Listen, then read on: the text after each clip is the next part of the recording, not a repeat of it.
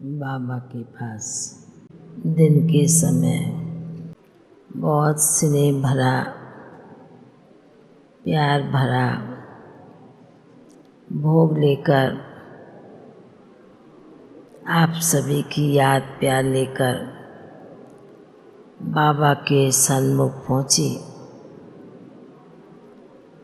जाने के साथ बाबा को कहा कि बाबा, आज दिन के समय आई हूँ, विशेष ज्ञानेश्वर भाई के निमित्त याद और भोग लेकर।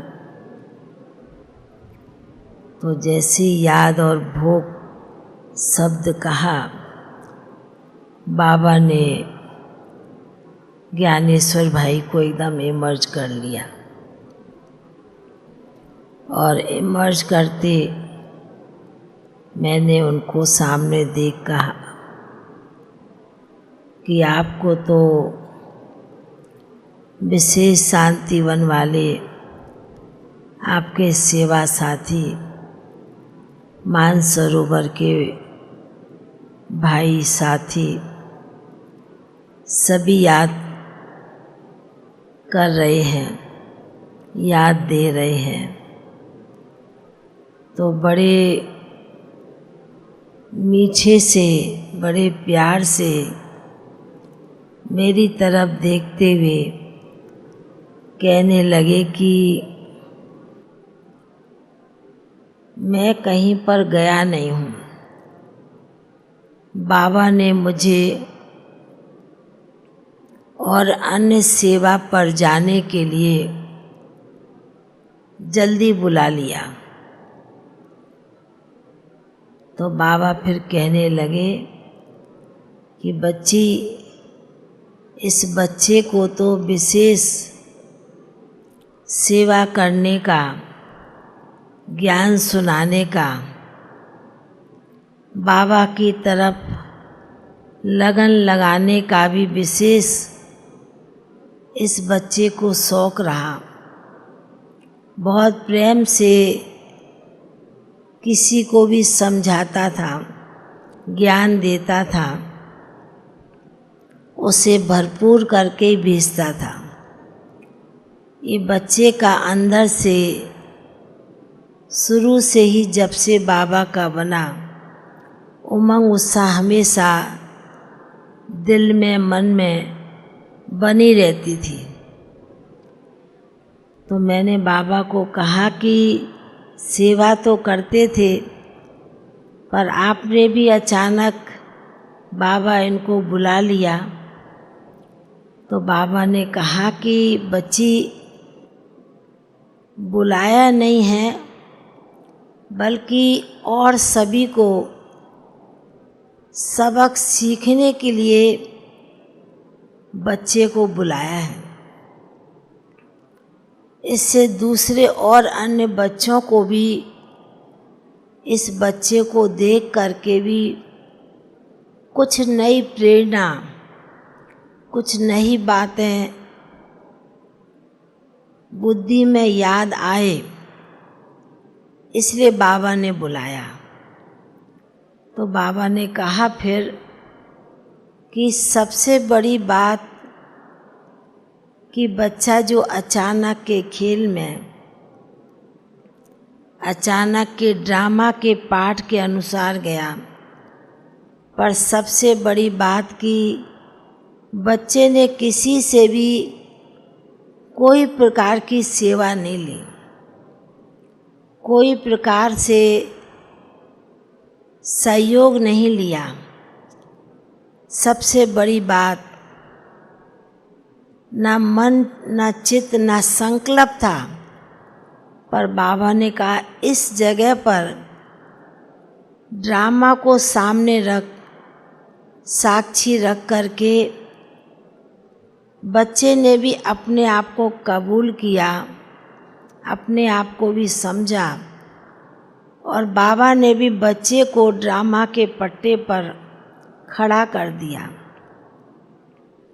इस प्रकार बच्चे का अचानक आना हर एक के मन में साथियों के मन में लगता ज़रूर है, पर बाबा ने कहा कि जब संगम युग पर बच्चे को इतना उमंग उत्साह सदैव बना रहता था, तो समझो कि बाबा को और बड़ी कुछ सेवा कराने के लिए बाबा ने बच्चे को नए स्थान, नए चोले में बाबा भेजते हैं, क्योंकि नई सेवा करनी है। तो बाबा ने कहा, इसलिए बाबा ने तो पहले ही बच्चों को अलर्ट एवं रेडी के लिए, अचानक के पाठ के लिए बाबा ने पहले से ही सबको तैयार करके रखा है। और बच्चा भी अचानक के खेल में, अचानक के पाठ में बाबा के पास कहीं वतन में आ गए। बाबा जैसे कि गुणेश्वर भाई की तरफ देखते हुए उनकी तरफ देख रहे थे, तो बाबा कह रहे, ठीक बात है ना बच्चे। तो ज्ञानेश्वर भाई भी सिर हिलाकर कहते हैं, जी बाबा, आपको मेरे से कोई और नई सेवा लेनी होगी, इसलिए आपने मुझे अचानक बुला लिया। तो बाबा ने कहा कि यह ब्राह्मण बच्चों के लिए विशेष ये नई सीख है, नया सबक है सभी के लिए। बाबा ने कहा क्योंकि अंत का समय, अंतिम घड़ियों का समय चल रहा है, और विशेष ब्राह्मण बच्चों के लिए। जब दुनिया के बच्चों के लिए अचानक का खेल, अचानक का ड्रामा बन गया है, तो बाबा ने कहा, आप बच्चे तो ड्रामा के आदि मद अंत को जानने वाले हैं। ऐसे बाबा सुना रहे थे। सुनाने के साथ भोग की थाली सामने रखी थी, तो भोग की थाली देखकर तो ज्ञानेश्वर भाई बहुत खुश नज़र आने लगे। बाबा ने कहा कि बच्चे, आपके लिए विशेष भोग है। तो गुणेश्वर भाई कहते हैं, नहीं बाबा, आप भी स्वीकार करेंगे। बाबा ने कहा कि बाप तो स्वीकार करेगा ही, पर पहले बच्चे आपके निमित्त भी याद और भोग है, तो पहले बाबा आपको भोग स्वीकार कराएंगे। तो बाबा ने जैसे कि बड़े प्यार से बाबा ने कहा, बच्चे मुख खोलो, क्योंकि बच्चे को स्थूल में थोड़ा बहुत खाने का भी शौक़ था। खिलाता तो यथाशक्ति था, पर खाने का भी शौक़ होता है ब्राह्मणों को। तो बाबा ने जैसे कहा कि बच्चे मुँह खोलो, तो ज्ञानेश्वर भाई ने मुँह खोला, और बाबा ने जैसे कि उनके मन पसंद का जो भी भोग था, बाबा ने बड़े प्यार से उन्हें स्वीकार कराया। बाबा ने कहा कि संगम युग का समय ऐसा है जो बाबा के बच्चों का हर संकल्प, हर बात बाबा ने कहा समय के अनुसार ज़रूर बाबा पूरी करते ही है। तो बाबा ने कहा कि इसलिए बच्चा तो अचानक के खेल में, अचानक के पाठ में आया है, पर बाबा ने कहा कि सेवा बाबा को और इनसे बड़ी अच्छी सेवा करानी है, उसके निमित्त बच्चा बनेगा। फिर तो जैसे कि मैंने बोला कि आपको कुछ कहना, आपके साथी भाई बहनों को याद तो आपको सभी करते हैं। तो कहते, मैं तो याद लेकर सभी की और छुट्टी लेकर के ही आया था, पर मेरे को मालूम नहीं कि ऐसे मैं अचानक वापस नहीं पहुंचूंगा मधुबन में। तो जैसे अपने आप को थोड़ा सा अफसोस कहें, ऐसे उनकी चेहरे से महसूसता नज़र आ रही थी।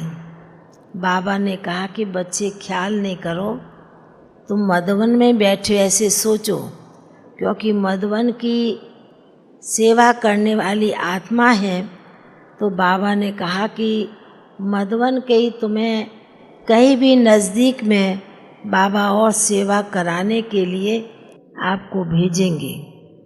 तो ऐसे कहते हुए बाबा ने बड़े प्यार से भोग स्वीकार कराया।